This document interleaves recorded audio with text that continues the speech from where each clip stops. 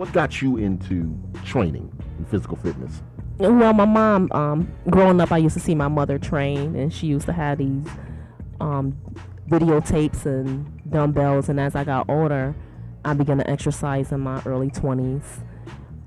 Around, I want to say, maybe 8 years ago, I started at a local church. It was Rebirth Christian Fellowship, Church of God, and then I carried on to Pentecostal Temple, Church of God in Christ. At that time, it was Pastor Matthew L. Brown.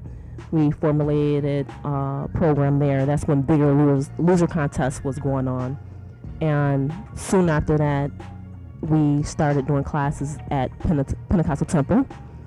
And about 2 years later, in '07, I believe we started at the Willard Pratt. Maybe, no, in 2010, we started holding free classes at the Willard Pratt Center, 422 Pratt Street, which is still going on Mondays and Wednesdays. Free classes, 7:15 to 8:15 p.m. And I recently got certified. Well, not recently, but last year I got AFA certified, American Association certification as a certified personal trainer. Okay, so you the real deal, basically. I like to believe so.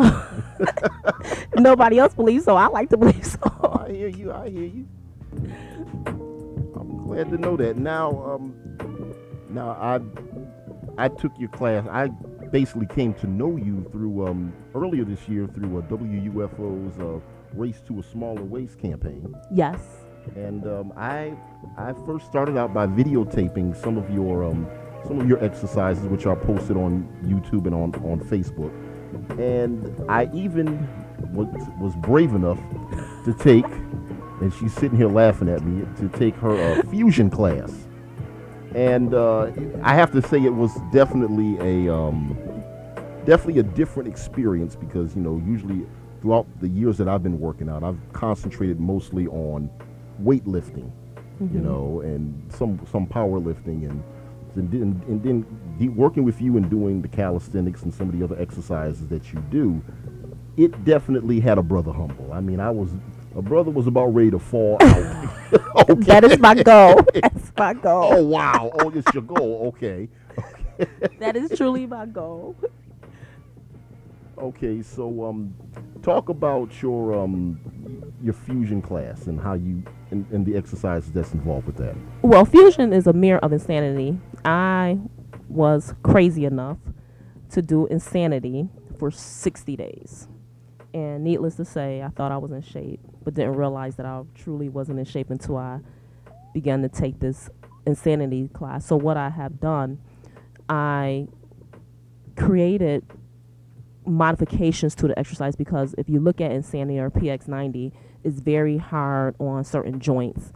So, and I'm not going anything against the program. It's just that you have to really know the technique before you attempt to go out there on your own and do those exercises. So what I did, I modified the exercise, still high impact, interval training, calisthenics. I really concentrate most on endurance. So that's when the isometric exercises come in play, when you're holding certain positions for a certain amount of time, certain push-ups and different types of push-ups and different reps and sets. So it's a combination of some of the things that I have done on my own and a combination of insanity. So that's where the fusion come in at. And then I teach a core class, which that is basically everything I choreographed on my own. Like that's the program. You can't, exercise been around for a long time, but I try to focus on a lot of different muscle groups. So I tell exercises to go to perform exercises on those muscle groups. So the exercises are intense, but it's only working on a certain muscle group because the rectus abdominis, which is the anatomy name for your core, stomach, is different muscles that you have to work. And that's what I basically do is line the exercises up to go with the certain muscles, stomach muscles. Okay, and I've taken these classes on Saturday, and they've definitely been. I can definitely say they've been a help. They've been certainly a major help to me because I recently lost 10 pounds. Thank you. So and that's what it's all important. I do have my own business, Jocelyn's Body Sculpting, which is up and running. I actually go to people's home and train them. But the biggest reward is to see people's body transform, and to have people come to me and tell me that they're no longer on diabetic, or they have lost a certain amount of weight, or they even feel better about themselves.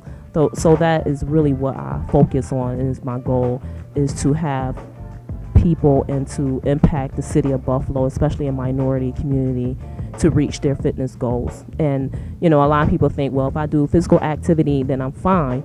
But the biggest thing, the most vital thing to exercise is your diet. And I think in our community, the most that is generational, that we weren't taught so much the proper eating habits. And with that, you have to eat properly. So I'm really trying to get a program together where we can have classes that teach. I know at the Willard Pratt Center 422, we used to do Eat Right, Feel Right seminars, where we would prepare simple carbohydrates, have healthy snacks, protein shakes. So it was really a program to teach people how to eat right. And I think that's the biggest factor of exercise and fitness and wellness. Yeah, that's I think that tends to be the challenge for everybody, especially being out here in Buffalo, is just eating right, basically. I've had to kind of, even this past month in April, I had to kind of train myself, put myself on a program to kind of, which I'm sure contributed to my weight loss of 10 pounds. And I got to tell you, it wasn't easy, but I'm definitely kind of getting myself into doing more calisthenics. And actually, I'm in Delaware Park all the time. I'm actually running now, because for a while you couldn't pay me to run nowhere, but I'm definitely getting it back in, and I'm kind of running a little bit more, getting more distance in there. So I ain't quite done the circling. I don't know if I ever will, but of course you will. I might get there one day. and I'm not a certified nutritionist, but I will give a couple of tips on how you should eat. Cut back on the fried foods. My family think I'm crazy because we don't eat any fried food. So no fried food. We don't have any beef or pork, and a lot of fruits and vegetables. Be careful with the fruit, just because a lot of fruits are high in sugar.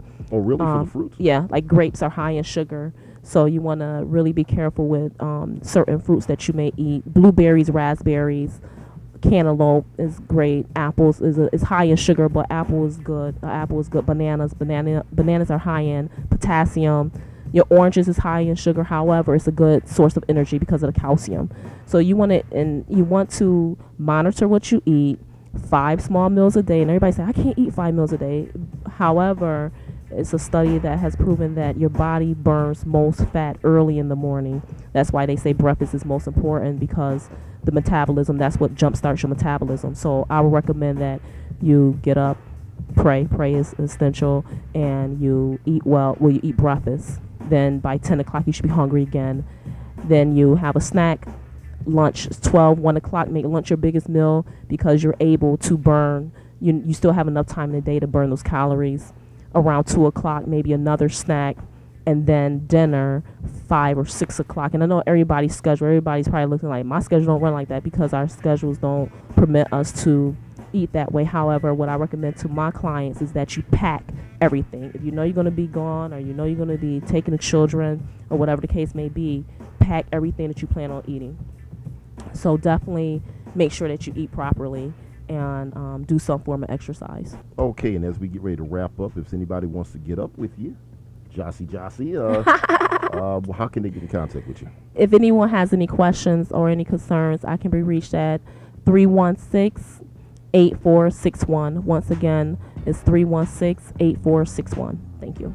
All right, and we're going to get you back to your favorite neo soul right after the break. Definitely want to say thanks to Jocelyn McEntire for hanging out with me in the studio today. You're welcome. Anytime, Mr. Ruffin. Mr. Ruffin. Okay, Ms. McEntire. All right, now we'll be with you this coming Saturday afternoon. Okay. For another whooping.